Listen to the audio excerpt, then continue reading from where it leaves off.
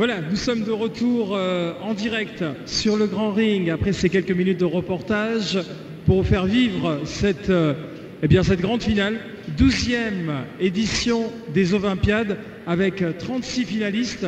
Ils sont là, ils en terminent pour leur épreuve de ce matin. Pour le public qui est présent, s'il vous plaît, je voudrais, comme à chaque fois, qu'on les applaudisse, s'il vous plaît, bien fort, bien chaleureusement parce qu'ils le méritent. Ce sont les meilleurs jeunes bergers de France. Ils représentent leur lycée, leur région, leur territoire. Ils sont en finale, ce qui veut dire que ce sont les meilleurs. C'est l'avenir de la profession.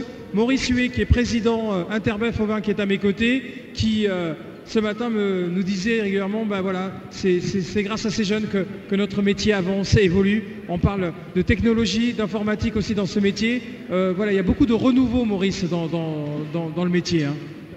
Tout à fait. Aujourd'hui, on voit 36 jeunes, mais avant ces 36 jeunes, c'est plus de 1000 participants dans les sélections départementales et régionales qui ont participé à ces épreuves. Donc c'est vraiment important. Quand on disait tout de suite qu'il faudrait 1000 éleveurs chaque année à installer, c'est à mettre en rapport avec ces 1000 candidats qui se sont affrontés sur le terrain. Exactement. Alors, des 36, on fait des portraits régulièrement. On a vu les épreuves. Pour le public qui vient d'arriver, on rappelle qu'il y a 6 épreuves. 6 épreuves, toutes qui sont le quotidien des éleveurs de moutons, le quotidien ou l'hebdomadaire, ça dépend selon les épreuves. Quand on choisit un bélier, on ne choisit pas un bélier tous les jours, mais on fait ça deux fois par an. Quand on trie, ça c'est pratiquement tous les jours. Le parage des onglons, c'est pas tous les jours, c'est une fois par an, et puis occasionnellement quand le besoin s'en fait sentir. L'état de santé des animaux, c'est un peu quotidien, c'est un peu d'avoir l'œil au quotidien sur comment se trouve le troupeau. Et donc voilà, le tri des agneaux, la manipulation des brebis, tout ça c'est des choses qu'on fait quotidiennement en tant qu'éleveur ovin. Alors, on continue à aller voir nos finalistes. Ouais. On va aller voir Océane. La caméra va zoomer sur cette jeune demoiselle. Elle n'est pas très loin de nous. On va aller la voir directement parce que je ne sais pas si elle a une stratégie particulière. Elle est en conversation avec des personnes à côté d'elle. Peut-être que ça peut aider parce qu'il y a de l'émotion. Quand on est en finale d'un concours, on est forcément un petit peu stressé. Elle représente le Nord, les Hauts-de-France, comme on dit aujourd'hui. Bonjour Océane. Bonjour. Tu représentes quel lycée ? Le lycée Lectatia Tirage. Bon, dis-moi, j'ai vu que tu étais en pleine conversation. C'était qui à côté de toi là ? Mes parents. Ah, tes parents sont venus t'encourager. Bravo pour avoir amené votre fille en finale comme ça. On va regarder ton portrait qui va s'afficher à l'écran pour voir un petit peu qui tu es exactement. Voilà, Océane, elle a 19 ans. Lycée agricole de Fontaine-les-Vervins, c'est dans le 02. Bon, je parlais des Hauts-de-France, le Nord. 02, c'est la Picardie, c'est l'Aisne ? Dans l'Aisne. Dans l'Aisne, exactement. Où ça, dans l'Aisne ? Dans le sud de l'Aisne. Je dirais à côté de Saint-Quentin. À côté de Saint-Quentin. Je ne sais pas s'il y a des Saint-Quentinois. Il y en a des gens de l'Aisne, là ? Bon, il y a les parents, déjà. Ils sont plutôt discrets. Il y a la maman, voilà. Heureusement que vous êtes là. Bon. Les Picards. Bon, dis-moi, raconte-moi un petit peu ton parcours. Eh bien, je suis donc en BTS-PA. Je suis issue du milieu agricole. Depuis mon enfance, je côtoie les animaux, surtout les vaches laitières. La passion des moutons m'est venue en stage dans un centre d'insémination. Et ça fait à peu près 1 an où je les côtoie et c'est vrai que ça me passionne de plus en plus. Et pourquoi avoir choisi de partir dans la compétition, dans ce concours ? C'était par curiosité. Après, c'est pas forcément le fait de gagner, c'est de voir de nouvelles choses, d'apprendre sur le bouton, parce qu'il y a quand même des connaisseurs, des fils d'éleveurs qui en savent beaucoup, et c'est toujours intéressant de travailler. Dis-moi Océane, depuis ce matin, je parlais d'émotion forcément. Si tu es là, il n'y a pas de hasard dans la vie, bien au contraire. Mais est-ce que ça se passe bien pour l'instant ? Oui, après il y a une part de stress qui est assez difficile à gérer, je dirais. Mais ça se passe bien, tout le monde est là et on se soutient mutuellement.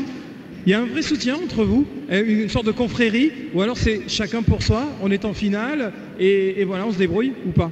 Non, du coup on serre tous les coudes et c'est vrai qu'on est tous là à s'aider, à se parler. Non, il n'y a pas du tout de concurrence. Et sur les 6 épreuves qu'on a décrites depuis ce matin, quelle est pour toi l'épreuve la plus difficile ? Pour moi, je dirais que c'est le parage. Ouais. C'est vrai que c'est assez technique. Il faut maîtriser la coupe parce que selon les onglons, s'ils sont durs ou non, il faut quand même avoir de la force dans les mains. Et après, sinon, je dirais que ça se passe bien. Ton avenir, raconte-moi un petit peu, qu'est-ce qui va se passer demain pour toi? Demain, déjà, je voudrais continuer les études. Pour l'instant, je dirais que c'est bien d'être à l'école, parce que la conjoncture est assez difficile et pour voir après ce qu'on va faire, j'ai encore le temps, on va dire. Est-ce que tu aimerais rester en Picardie pour faire de l'élevage, plutôt partir dans d'autres régions où on peut retrouver peut-être plus d'élevage au niveau vin? Ça dépend. Il faut que j'étudie tout ça et que je vois par rapport aux études, si je pars ailleurs ou pas. En tout cas, ton souhait, ça serait peut-être de monter une exploitation ou plutôt d'être salarié? Si je peux m'installer, mais ça risque d'être compliqué quand même. Ah ben, c'est pas si compliqué que ça. Le président est à côté, tu lui demandes un petit coup de main. Au passage, tu dis, président, aidez-moi, je veux monter mon exploitation. Il est là pour ça.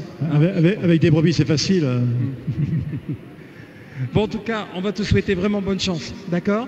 On n'a jamais eu encore de jeunes bergères gagnantes du concours. Ce qui serait bien, c'est que ça change. Voilà, le monde change. Il n'y a pas de raison que nos bergères ne soient pas élues un jour. Marilène, qui s'occupe de la presse ici, me disait, Fabrice, il y en a 9. Il y en a 9. Ça serait tellement merveilleux si une des 9 gagne. Si ce n'est pas le cas, ce n'est pas bien grave. Mais en tout cas, ça ne s'est jamais encore passé. Et pourquoi pas? Donc voilà, je te souhaite bonne chance, tout simplement pour la suite du concours. Comme tous les participants, bien sûr, parce qu'on va saluer les 36 finalistes qui représentent toutes les régions. Et un petit clin d'œil donc à la Picardie, à tes parents qui sont là, qui t'observent et qui t'encouragent surtout aujourd'hui. Bonne chance à toi pour les autres épreuves. Maurice, on a pratiquement terminé. Je vois que ça se calme un petit peu sur les ateliers, ce qui ne veut pas dire que c'est fini. Hein. Bien au contraire, on n'a fait que la moitié du chemin. Et voilà, on recommence cet après-midi, oui. Ouais. Donc il y aura 3 épreuves encore cet après-midi. Voilà. Et pendant ce temps, pendant qu'on va déjeuner, qu'on va prendre une petite pause, il y en a d'autres qui travaillent parce qu'on a aussi une épreuve collective qui va récompenser un établissement. Voilà, ils vont travailler sur le ring au vin pendant la pause déjeuner. Donc voilà, épreuve collective des Olympiades qui décernera le meilleur lycée. Alors le sujet de cette année, l'an dernier, c'est sur la communication. Cette année, c'est sur le progrès technique et la modernité de l'élevage au vin. Donc voilà, on attend des idées novatrices de la part de ces jeunes qui vont aussi mettre une passion formidable, je le sens. J'ai vu qu'ils étaient aussi sur les réseaux sociaux. C'était le cas l'année dernière, je me souviens. Montrer un projet novateur, voilà. Ça vous permet, celui qui gagne d'ailleurs, voilà, d'utiliser cette communication pour vous. Voilà. Vous servez du talent, j'allais dire, de ces jeunes garçons et de ces jeunes filles. Et chez ces jeunes, il y a de la créativité, ça fait plaisir à voir. Voilà, il n'y a pas besoin des fois d'aller chercher midi à 14h. Il suffit de faire travailler les gens ensemble. Parce que du collectif, encore une fois, il y a souvent des choses auxquelles on n'accède pas quand on veut travailler tout seul. Bien sûr, on vaut mieux partager son talent, j'allais dire. Et vous pourrez le voir sur le petit ring. Enfin, il n'est pas si petit que ça quand même. Toujours dans ce hall numéro 1, entre midi et demi et 14h, un petit peu avant d'ailleurs. Ils ont 7 minutes pour présenter leur projet en collectif. On parle de communication et le grand gagnant justement aidera à la communication bien évidemment de la filière. Ça sera un grand moment à suivre tout à l'heure, donc entre midi et 14h. 14h, on se retrouve ici sur le ring jusqu'à 17h30, maximum 17h30. À 17h30, le jury va nous quitter. Ils auront 30 minutes, pas plus. Je leur mets la pression aussi. Il n'y a pas de raison qu'il n'y ait que les participants qui aient la pression. Donc le jury, vous aurez 30 minutes jusqu'à 18h. Et après la remise des prix avec tous les sponsors, avec les gens, les partenaires, les élus, les représentants qui seront avec nous. 18h, j'espère que vous serez très nombreux pour accueillir le jeune ou la jeune berger et bergère de l'année 2017. En attendant, ils en terminent leur épreuve et on se retrouve nous tout à l'heure sur le petit ring. À tout à l'heure, Fabrice.